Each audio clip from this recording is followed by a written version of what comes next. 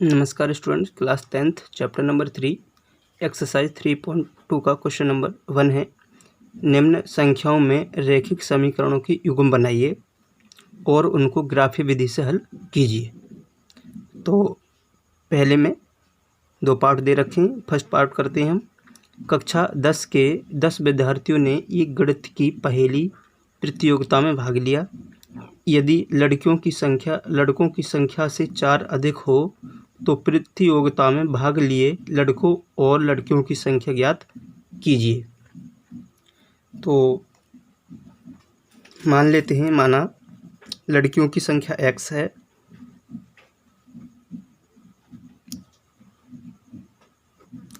माना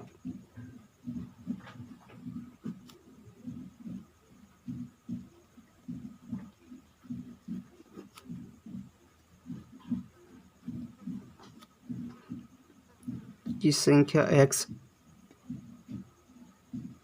तथा लड़कों की संख्या y। तो प्रश्नानुसार देखिए, 10 कक्षा में कितने विद्यार्थी? 10। तो लड़के और लड़कियां टोटल कितनी हुई? 10, यानी कि x + y बराबर 10। यानी कि जो कक्षा में हमारे टोटल स्टूडेंट हैं, यानी लड़के और लड़कियों को मिलाकर वो कितने हैं? 10। तो हमने इक्वेशन नंबर 1 बना ली, x + y = 10। समीकरण नंबर 1 दे दिया। अब देखिए सेकंड कंडीशन क्या दे रखी है। यदि लड़कियों की संख्या लड़कों की संख्या से 4 अधिक हो, यानी कि लड़कियों की संख्या हमने कितनी मानी थी? x और लड़कों की संख्या y। तो लड़कियों की संख्या x बराबर लड़कों की संख्या से 4 अधिक, यानी कि y + 4। इसमें y में 4 ऐड कर देंगे हम, तो ये लड़कियों की संख्या और लड़कों की संख्या क्या आ जाएगी? बराबर, क्योंकि दे रखा है कि लड़कियों की संख्या 4 अधिक है। किससे अधिक है? लड़कों से। तो हमने ऐड कर दिया इसमें 4, तो दोनों की संख्या क्या आ गई? अब बराबर आ गई। तो इक्वेशन बना लेते हैं, x - y पक्षांतर करेंगे तो माइनस का हो जाएगा = 4। समीकरण 2 बना लिया। अब देखिए, ये तो हुआ हमारा रैखिक युग्म।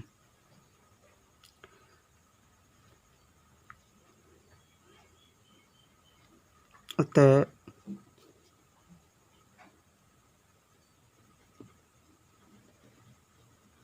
रैखिक समीकरण युग्म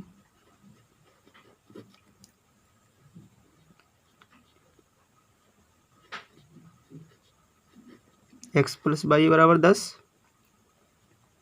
और x - y बराबर 4। तो ये तो हुआ हमारा रैखिक समीकरण युग्म। अब देखिए, अब चलते हैं ग्राफीय विधि से हल। तो इसे ग्राफीय विधि से हम हल करेंगे। तो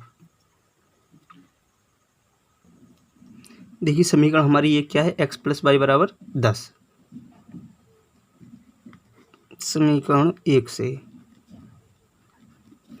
तो x बराबर 10 - के y, 10 - के y। तो देखिए, x हम इससे टेबल ड्रॉ करेंगे। तो टेबल बना लेते हैं, क्योंकि ग्राफ बनाने के लिए हमें टेबल की आवश्यकता पड़ती है। x और y के निर्देशांक की आवश्यकता पड़ेगी। तो x और y ले लिए हमने। तो यहाँ पर y का मान रखते जाइए तो x का मान आता जाएगा। तो अगर मैं y का मान 4 लेता हूँ तो 10 में से 4 का y का मान 4 लिया हमने, तो 10 में से 4 जाएंगे तो 6 बचेगा। ऐसे ही y का मान 3 लूँगा तो 10 में से 7 जाएंगे तो कितना बचेगा? 10 में से 3 जाएंगे, कितना बचेगा? 7। तो ये x और y के आ गए निर्देशांक। तो ये तो हुआ समीकरण 1 से एक टेबल ड्रॉ हुई। अब समीकरण 2 से दूसरी टेबल ड्रॉ करेंगे। तो समीकरण 2 से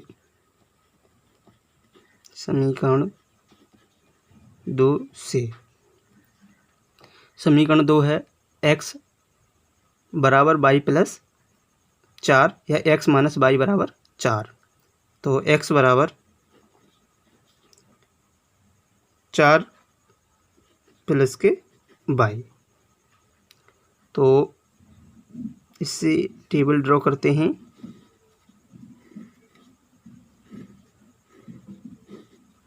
x और y, तो आप कुछ भी मान ले सकते हैं, ये ज़रूरी नहीं है कि मैंने 4 लिया या 6 लिया है, आप कोई भी मान ले सकते हैं जो कि आपको इजी पड़े।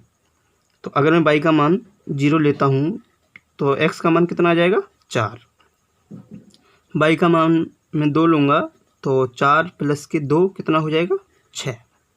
तो हमारे समीकरण 1 से एक टेबल आई और समीकरण 2 से ये टेबल आई। तो अब ग्राफ ड्रॉ करते हैं। ये हमने ग्राफ बना लिया। ये x अक्ष है राइट हैंड साइड में और लेफ्ट हैंड साइड में x डैश अक्ष मान लिया, क्योंकि राइट हैंड साइड में पॉजिटिव वैल्यू होती है x की और x डैश इधर लेफ्ट हैंड साइड में नेगेटिव वैल्यू। ऐसे ही y है, ऊपर y अक्ष है तो ऊपर पॉजिटिव वैल्यू और y डैश है ये नीचे, तो नीचे नेगेटिव वैल्यू। तो देखिए पहली समीकरण लिखते हैं। पहली समीकरण हमारी क्या थी ये, तो पहली समीकरण के बिंदु हैं हमारे x का मान 6 है, y का मान 4 है। तो x का मान यानी x पर है 6 और y पर कितना है 4, तो y पर 4। तो ये यहाँ पड़ेगा। जब आपके पास ग्राफ होगा तो बहुत आसानी से ये बन जाएगा। तो हमारे 6,4 पहले x अक्ष लेते हैं तो उसके बाद y अक्ष लेते हैं। तो 6,4 इसके बिंदु हो गए। ऐसे ही दूसरा है x का मान 7 है, y का मान 3 है।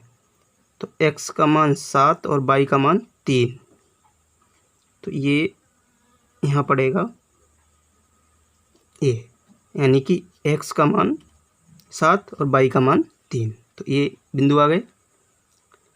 अब देखिए मिला देते हैं इन बिंदुओं को। हमने ये बिंदु को मिला दिया। तो ये x प्लस वाई बराबर 10। तो ये ग्राफ है x प्लस वाई बराबर 10। x प्लस वाई बराबर 10 इस समीकरण का ये बिंदु हो गए, निर्देशांक हो गए। तो इससे हमने एक लाइन ड्रॉ की और समीकरण 2 से ड्रॉ करते हैं। तो समीकरण 2 में देखिए x का मान 4 है और y का मान 0, यानी x पर 4 चलना है, y का मान 0 है, तो ये आ जाएगा पॉइंट। ठीक है, यानी x पर हमें 4 चलना है और y पर 0, तो y पे तो 0 है, यहाँ पे कुछ चलना नहीं है। x का मान 6 है, y का मान 2 है। तो x का मान कितना दे रखा है 6 और y का मान 2, तो ये यहाँ पड़ेगा। ठीक है, इनको दोनों को बिंदुओं को मिला देते हैं।